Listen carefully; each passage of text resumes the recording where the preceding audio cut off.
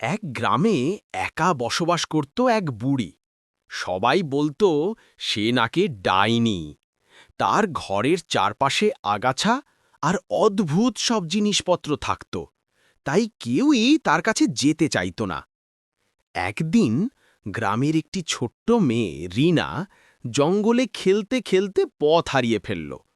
হঠাৎ সে দেখে এক ছোট্ট কুটির থেকে আলো জ্বলছে। সেটা ছিল সেই ডাইনি বুড়ির ঘর। ভয়ে ভয়ে সে কুটিরে গিয়ে দরজা ঠেলতেই বুড়ি দরজা খুলে হাসি মুখে বলল, তুই তো অনেক ক্লান্ত দেখাচ্ছিস, এসো একটু বিশ্রাম নে। রিনা অবাক হয়ে দেখল বুড়ির ঘর আসলে খুবই সাজানো গোছানো, আর ভিতরে মিষ্টির গন্ধ।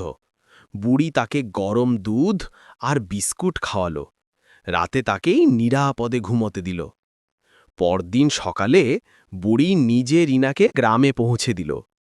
এরপর সবাই বুঝতে পারল ডাইনি বুড়ি আসলে একা ও দয়ালু একজন মানুষ, যাকে ভুল বোঝা হয়েছিল। শিক্ষা: কাউকে চেহারা বা গুজব দেখে বিচার করা উচিত নয়।